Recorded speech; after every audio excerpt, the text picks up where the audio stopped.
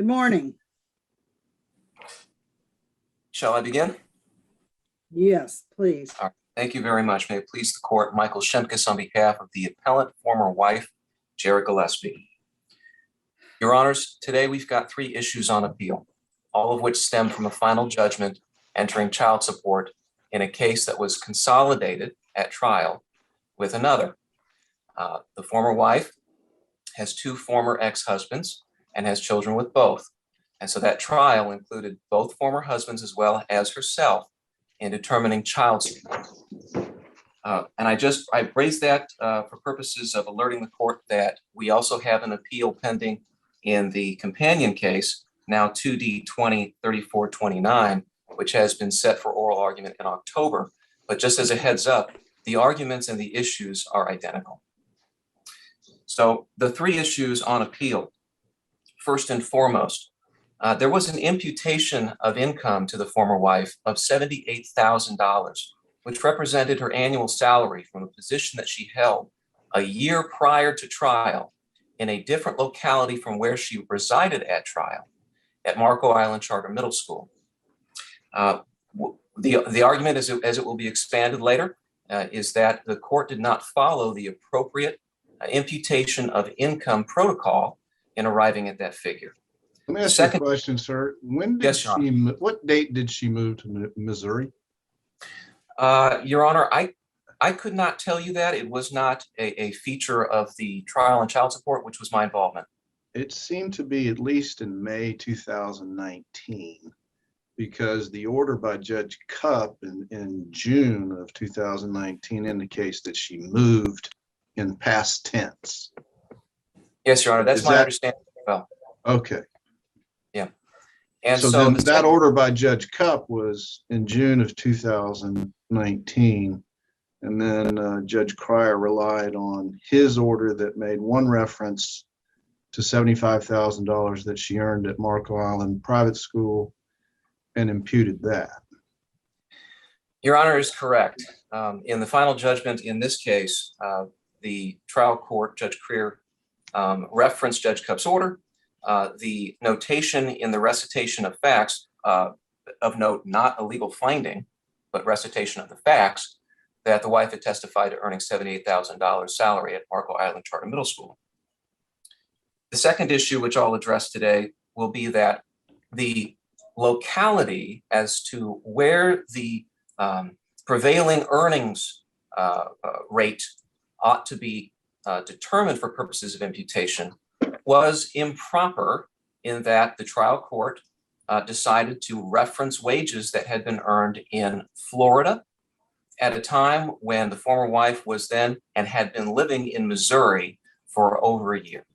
That's the second issue, which I'll address today. And then the third, which personally I find to be the most interesting, will have to do with how the court drew, in my opinion, an arbitrary distinction between discretionary and non-discretionary overnights as set forth in the party's mediated parenting plan in determining the number of overnights to be allocated for purposes of child support.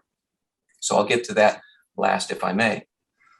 With respect to the first issue, the imputation of $78,000 to the former wife, Your Honor, in order to impute income to a party in a family law case, there is a two-prong approach.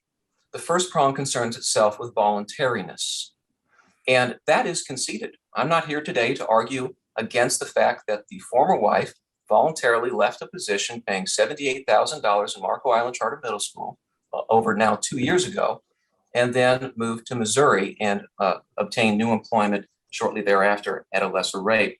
That's not what I'm here to argue. It's the second prong.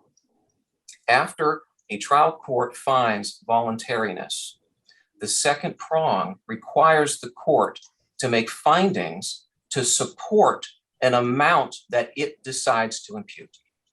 And that's where things go awry in this case.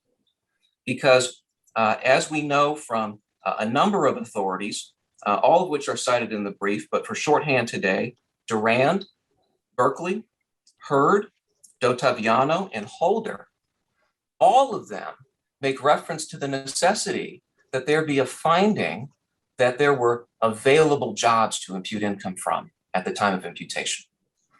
And in not only must there be a finding, but it must be supported by competent substantial evidence of those jobs and what they pay. The critical issue in this case where things went off the rails was there was zero evidence elicited at trial by either side as to the availability of jobs and or what they pay at the time of trial. Nothing. That was the former husband's burden of proof? Absolutely, Your Honor. Well, let me ask you, because I read the transcript pretty closely, and it seems to me that the former husband initially told the judge that they were going to ask her to impute the $58,000 that she earned in Missouri, but then lost that job, and then she had picked up a part-time job in the interim before the hearing for much less.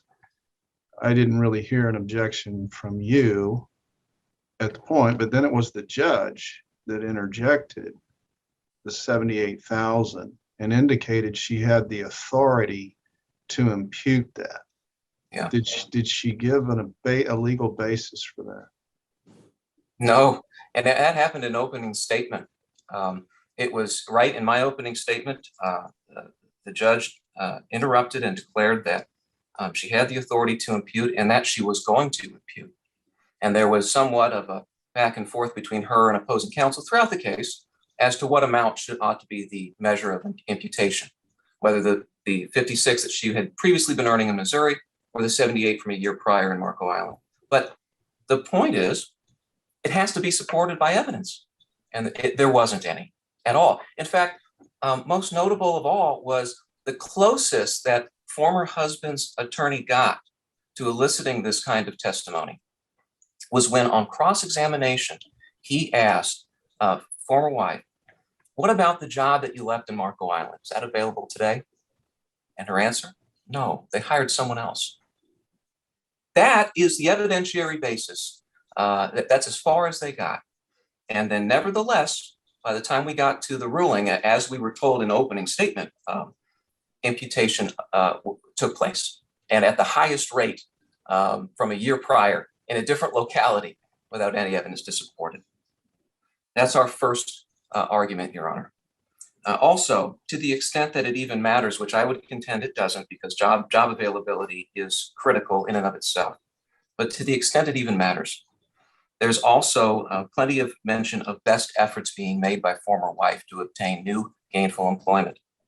She researched state and federal unemployment benefits. She submitted applications for employment. She scoured school district websites for job opportunities. And she called the school superintendent inquiring about those opportunities. And there was no rebuttal evidence presented. That was it. That's what we have to support best efforts. And it was not rebutted or disputed. And so that is the issue number one. And that's why it is fundamentally flawed, because it is completely unfounded on the record. Number two, this issue about, let's say that we even had evidence of jobs available in Marco Island today. And let's say we went a step further and we had evidence of what they were paying, and we could match former wife's credentials and job history and skills to those jobs. Let's say we could do all that. You still have a major problem, because Marco Island is the wrong community to be looking at to begin with. It's the locality where the obligor is then residing at final trial. And that is made quite clear in the decision of Williams versus Gonzalez, a 2020 decision no less. In that case, the obligor, a husband, or former husband rather, had been residing in Doral, Florida, earning approximately $1,600 per month. He then voluntarily moved to North Carolina, where he began working for $760 per month. By the time they got to a trial on child support, he told the judge what he was then earning in Charlotte, North Carolina. And nevertheless, the trial court imputed his previous wages earned in Florida at $1,600 per month. The Fourth District Appellate Court just last year said, that is wrong, wrong, wrong. You don't get to look where they previously used to live at some point in the past. What's important today is where they're living now. And so in this case, even if we got all of the other evidentiary issues resolved, you still have the problem about locality, which there was zero evidence, zero, of any jobs or any rates or anything like that in Missouri. That's the second basis for reversal. And then, Your Honors, the third basis, which again, I said, I think is the most interesting of all, because we don't have a case out there that directly, expressly articulates a way through this, is how should courts deal with days that are elective, right, or conditional on providing advance notice by a party to spend time with their child when fashioning a child support award. In this case, we had a mediated parenting plan that provided for Thanksgiving holiday, winter break, spring break. And then there was this larger provision. This larger provision provides that there's availability for the former wife to exercise up to 3 days of parenting time during long weekends, or 4 days rather, for long weekends, either spanning 3 days in a row or 4 days in a row. And then there's also provision made that with due notice, the mother can exercise as much additional time as she wants by providing 2 weeks notice to the former husband. So how do we handle that, right? Well, what we did at trial is we put forth the evidence, which went unrebutted, that the former wife had exercised her time under this provision to its maximum in the 6 months leading up to trial. That was from the date that the parenting plan was mediated to the date that the trial was held. Maximized her time in the order of 66 additional overnights. And what was also elicited at trial was that former wife intended to continue exercising at that rate for the remainder of the year and indefinitely. There was no qualification by former wife, well, maybe I will, maybe I won't. No, absolutely, I intend to do this. So not only do we have unrebutted historical evidence of actual use, we also have unrebutted intent on the record of continuing that use at the same rate. And so at trial, we asked the court to include these days, to include not only the 66 that she actually evidenced use of, but also to extrapolate on an annualized basis for an additional 66. None of them were included. They were all rejected. And they were rejected on what I would submit to this court is a faulty predicate that there is a distinction in the law between fixed days and non-fixed days in a parenting plan when we talk about calculating child support. And Your Honors, I would suggest to this court there is not. In fact, it goes the other way. If we examine the statute on child support, what we find is that the term that is used by the legislature repeatedly is exercised time, not schedule as set forth in the parenting plan, and that's what is used on a child support calculation. No, exercise time. This is a concept divorced from whether the parenting plan fixes time or doesn't fix time. Now, I will concede right off the bat, boy, would it be a simple world if the statute said the parenting plan has to identify the number of overnights that can be used for child support, and then the child support simply globs onto that. Very clean, very simple. The legislature has not done that. Instead, the legislature has emphasized actual use. And we see examples of this in slightly different contexts. We know that, for example, in the converse situation, where a parent has time on a parenting plan, but then fails to use that time, the opposing parent can file a petition to modify their child support, to increase it, retroactively to when the other parent did not exercise all of their time. So this sets the stage, right? We say, here's how much time you have on paper, but we're not going to use that later on if you evidence a different exercise of time. We're going to concern ourselves with the exercise of time, not the time on paper. And that is the same principle that ought to have been applied in this case. The paper said fixed days essentially and non-fixed days essentially. And then mother evidenced an undisputed history, track record of exercising all of her time. And yet she was afforded no credit for that, which has resulted in her never meeting the threshold for a substantial amount of time sharing under the child support statute, which is a major economic consequence, and has left her with 49 days, despite the fact that she exercised over 110 by the time of trial. Not even close. We also have another analogy in the law that helps shed some light on this distinction.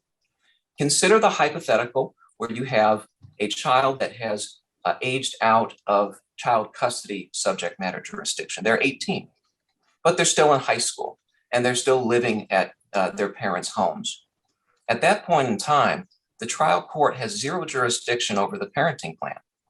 Zero. They lost subject matter jurisdiction. So we can ignore that as a nullity from that point forward. And there's nothing in the law that I've seen that would suggest that we ought not to ignore it. And yet, if a parent brings a modification of child support proceeding during this period of after 18 but before high school graduation, how is the court going to fashion the allocation? If it does so on the parenting plan, it's doing so on a legal document of which the court no longer has subject matter jurisdiction. And in fact, the child doesn't have to reside in either parent's home based on the parenting plan. No one has to follow it because it's inoperable. And so instead, what do? We ask the question, where's the child living? And how many overnights per year does that amount to? And then we calculate child support. So, Your Honors, the argument is that the distinction upon which the trial court, or the predicate upon which the child court drew the distinction between, quote, discretionary and non-discretionary days is unsupported in law, and it even runs contrary to the examples in the law where we see glimpses of the judiciary as well as the legislature stating it's the actual exercise that matters. And so, Your Honors, I would respectfully ask that this court consider these arguments, find that the trial court has committed reversible error on all three issues, and remand so that we can establish child support in the right way. Thank you. Judge You're Kelly, Sorry, I finally muted, and look what happened.